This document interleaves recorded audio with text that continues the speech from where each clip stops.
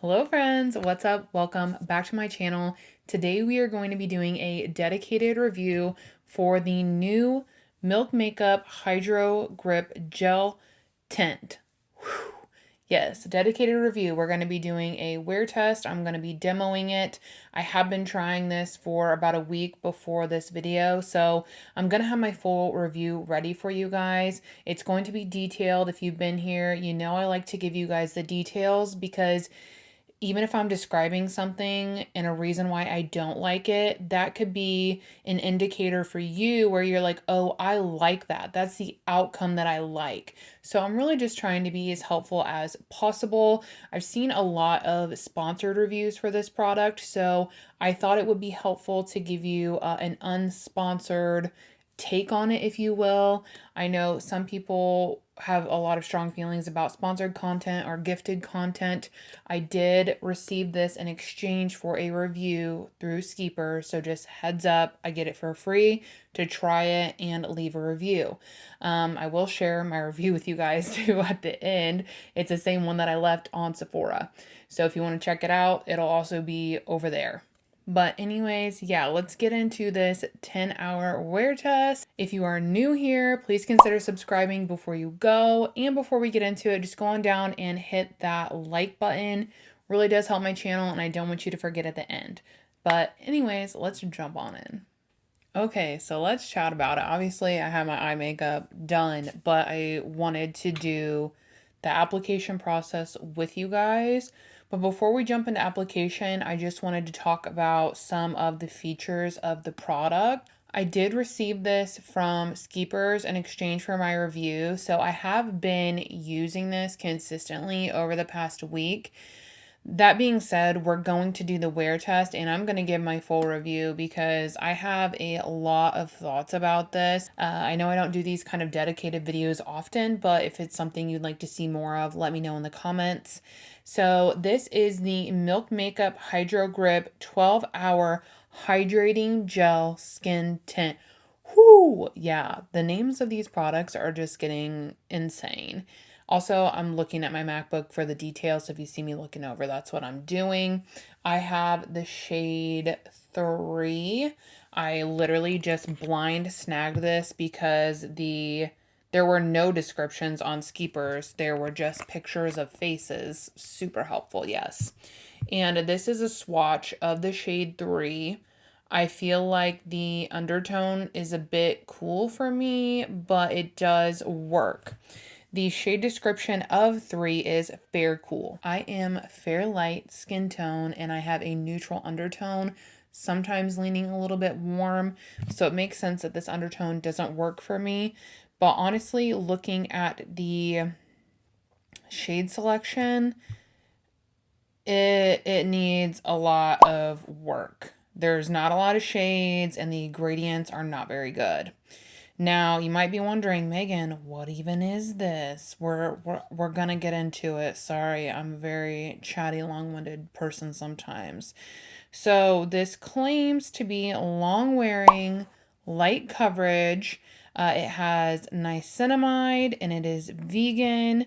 Their description is a clean, non-comedogenic 12-hour hydrating gel skin tint with triple powered hyaluronic acid and buildable light meeting coverage for that natural dewy finish. I feel like a lot of things that are going to draw people into this are it has a lot of skincare in it, saying, triple powered hyaluronic acid, niacinamide, squalene, aloe water, all of this stuff. This could be a whole nother video, but I'm not a person who wants a bunch of skincare in my makeup because I do a full skincare routine and I just don't think it's effective in the small amount that you get within the makeup. And honestly, it's starting to piss me off. Like, makeup just be makeup and skincare just be skincare. But anyways, I digress. I know that's a big thing that a lot of people love, especially right now. So this claims to be a long-wear skin tint that will not fade, will not crease, and will not settle into fine lines. So it stays glowy and never greasy. It also says that this is safe for sensitive skin, which is me, exciting. and fragrance free, which is also very exciting. I do not like fragrance in products. It can cause my sensitive skin to break out. Now, this is a grip gel tint, which means that it's going to grip to the skin similar to a gripping primer. If you've ever tried one of those, then you may have been intrigued by the combination of a gripping primer and a foundation. I was, and that's why I grabbed it from Skeepers. I was like, oh, that sounds so interesting and a nice way to potentially skip that priming step if you like those gel gripping primers. You get 1 ounce of product, which is standard these days. Most foundations, tints come with 1 ounce of product, and it retails for $36. It comes with the screw off cap. And then this is the applicator, like a squeezy tube thing. Honestly, a lot of places are getting into the squeezy tube, and I don't know, I just prefer a pump. So anyways, we are going to apply this today, and we're going to do it with a sponge, and I'm going to chat about that, and then I'm going to chat about the other ways that I have applied this once I have my makeup completely finished. So let's just get into it. I'm not going to keep yapping. I've done my skincare. See, this is why, God, it can get so messy. I have done my skincare. I have my SPF on. I did not use any primer today for this, so keep that in mind. And we're gonna just start with this amount. This should be plenty, I think, actually. And we're gonna just go in and start blending with my sponge. And I personally prefer this formulation much better with a sponge than with a brush. With the sponge, I feel like I'm getting a more even coating for one, but I also feel like it is blending out so much easier and moving a lot nicer across the skin. I use this with a brush the first couple times, and the formulation of the foundation is like, to the touch with a brush is much more heavy slash like sticky. It's very like hard. In my opinion, it was difficult to move with a brush and to spread out across my face. Like, it was just too thick to use the brush. Not to mention, because it like was so thick, it left a lot of lines and imperfections on my skin to where I needed to go in and dab it all out with the sponge anyways. I just don't think this formula is really compatible with a brush, at least for my skin texture. It was looking absolutely horrendous. With the brush, I will say I was able to get a solid medium coverage though. So this formulation, I would say, is light to medium coverage. Right now with the sponge, we're more on the light coverage side, but it's still so good. The coverage is still so good. But with the brush, you could definitely get a medium coverage out of it, at least in my experience. It just like didn't look good. It looked more like thick, cakey 2016 foundation. So it just didn't build well that way. And this is what it looks like with the sponge application. I feel like this, upon initial application, does look really nice. You can see that it does have a glowy, dewy finish. You see all that radiance there. So I do feel like we are getting that out of it, which is one of the claims, that it's going to give you that dewy finish. So what I'm going to do is I'm going to pop off. I'm going to do the rest of my face. Right now it is 11 o'clock.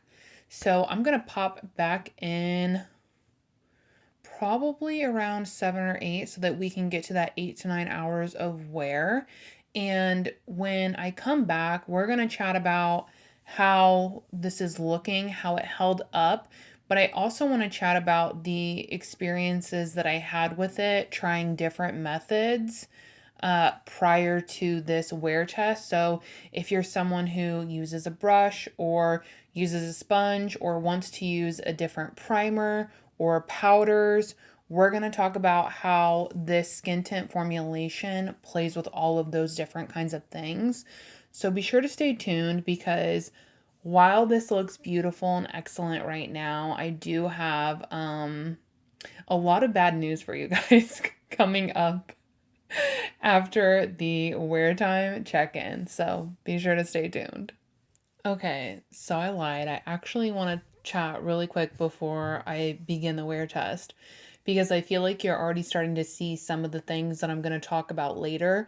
And I've only had my base on for about 30 minutes, just enough time to apply that foundation, and then I finished off the rest of my makeup. And I don't know, I hope that you guys can see, but what I can see is that we do have a lot of dewiness, borderline oiliness already. And maybe this is just too dewy for my preference, but it looks like right down here, that looks like oil to me. And right around in here, that looks very oily. Now, in comparison, or not even in comparison, but somehow in conjunction with looking oily, I also look very dry. And I don't know if you guys will be able to see that on the other side of the camera, but it's like I'm oily, but I also look so dry. Like it's just sinking in to every bit of texture and crevasse on my face. And how old am I? I always just tell people I'm in my 30s, because after that I'm like, it don't matter for the next decade. But I am almost 32 now, and I just feel like my skin, it does not look good. It brings out a lot of that natural texture that I have and the pores that I have, almost highlighting them by this oily texture that we have here. It's not, blurring them or making them look better. It's emphasizing them, in my opinion. But yeah, so I just wanted to show you already after wearing it for 30 minutes, I am seeing a lot of these imperfections that I'm gonna talk about later, because I just feel like this makes my skin look so old.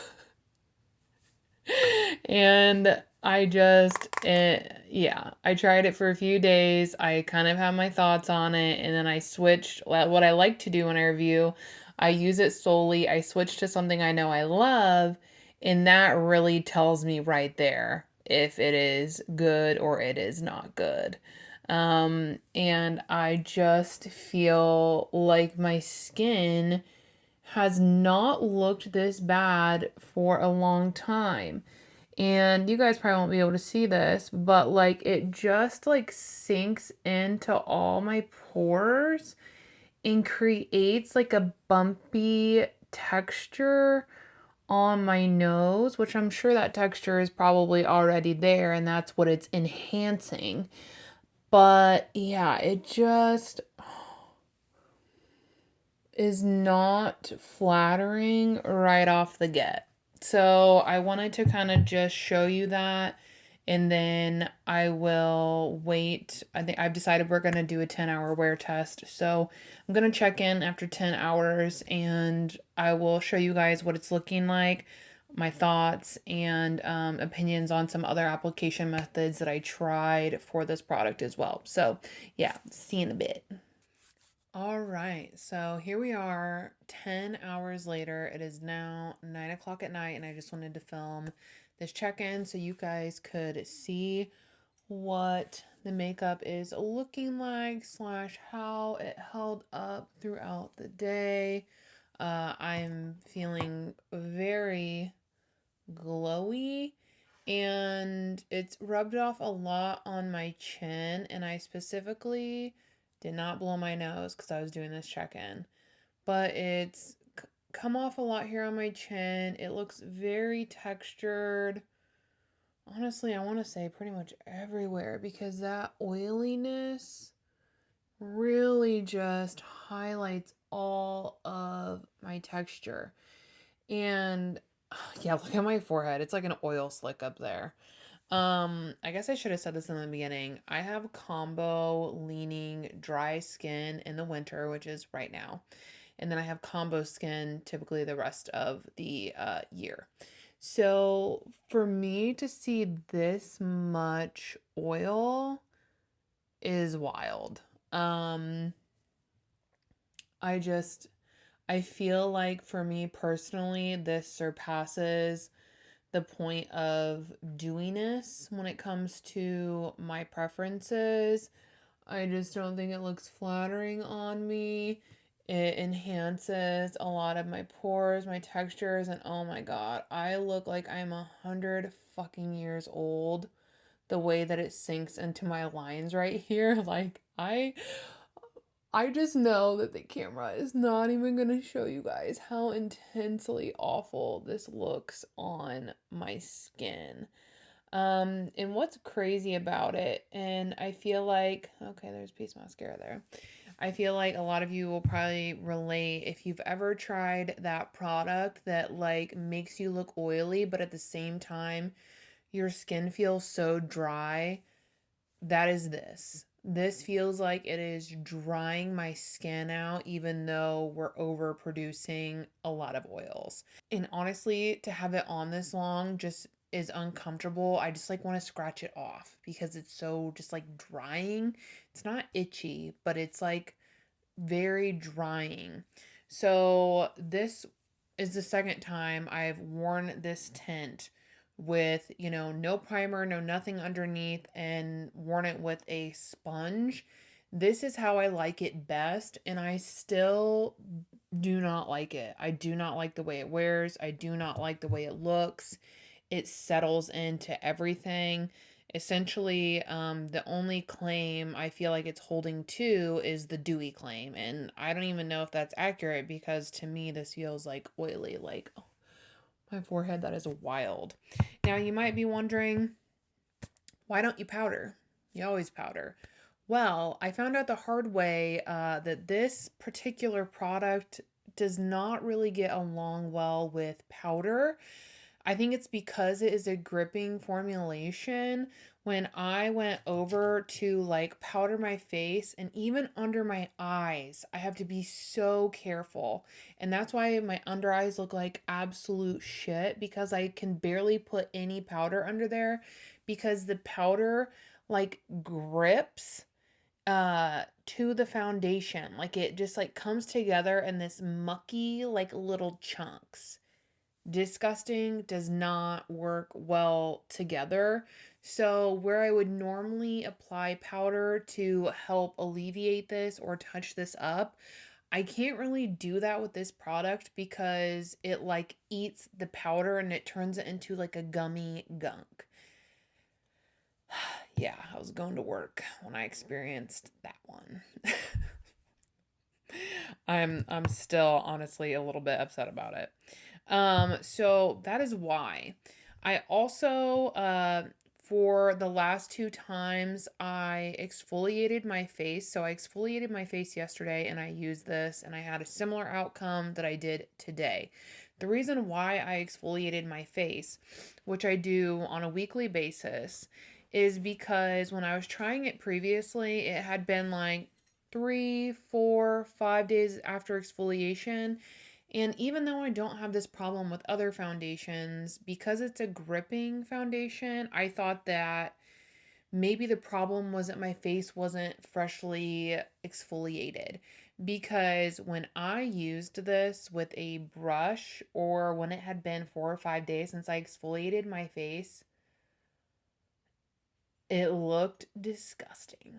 It literally clung to every piece of texture and dryness I never knew I had. I looked like I had scales all up on my face. It was horrifying. I looked so disgusting. And I don't know about you, but I wear makeup to feel prettier and more confident. And I just love the way that it makes me feel. And this skin tint was not making me feel that way. It was making me feel very insecure and just like gross about the way that my skin looked. So if you're someone who, has texture like myself, pores like myself, or any kind of dryness like myself, I don't think that this is going to be your friend. I think it's going to cling and enhance all of those qualities of your skin. In my initial review on Sephora, I was like, maybe this would work better for someone with oily skin because when I did this before exfoliating, my face was so dry.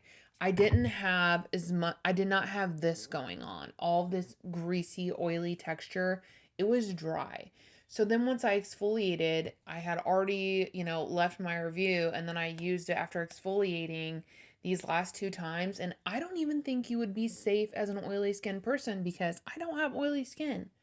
But look at this. Look at it all. It is like my face just looks like it needs a powder. It needs a powder. So I would say maybe someone who has normal skin and no texture, no dryness, no pores. So maybe if you're like 20, maybe this would work. But for me and my skin quality and my skin needs, this was a huge, huge flop. I just don't think that it looks good.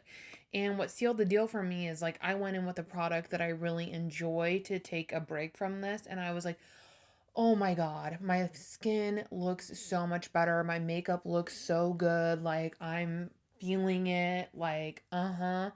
And that just sealed the deal that this was just not looking good. And I wore it, I'm filming this on a Sunday. I wore it on Saturday and Sunday. And thank God I'm not going anywhere because I don't feel like it looks good, you guys. And you might think, oh, you're being so dramatic. But let me tell you, even though I don't use any filters or buffing or edit or retouching or anything on any of my videos ever, um, with studio lights and a camera, I feel like there is always it provides kind of like a natural filter. So while it looks horrifying to me, it's probably not as horrifying to you on the other side of the screen. So just know in real life, it is horrifying. So if you have some of the skin concerns that I have, this might be a pass for you. If you love this product, you're enjoying it, I'm honestly so glad that you are. I literally love that for you. I wanted to love it, but I don't, unfortunately. And yeah, I think that is all my thoughts on it. I just don't think that it is long wearing. It's coming off. I don't feel like it's lightweight either because I feel like it's drying out my skin so I can feel it on my skin. I do feel like the coverage is light to medium. I also wanted to say that the coverage is not buildable, I think, due to the gripping properties. If you try to go in and add a layer, it actually starts taking it off. So I want to warn you about that. I forgot to say that earlier, sorry. But it is not buildable. The product will come up. Um, but yeah, I just don't really think it holds true to a lot of its claims. I gave it a 2 star on Sephora, and this is all what I said. So yeah, at the end of the day, I hope this helped you make a decision because I know this product is kind of having a moment right now, and a lot of people are interested in it. So hopefully, this review was helpful either in making your decision to pick it up or to not pick it up. Either way, I appreciate you guys watching and coming along for the ride with me. It was a long ride. I hope this was helpful. If it was, don't forget to give it a thumbs up. Let me know in the comments if you have tried this and what your experience was, or if you're planning to pick it up. Hope to see you guys in the next one. Bye.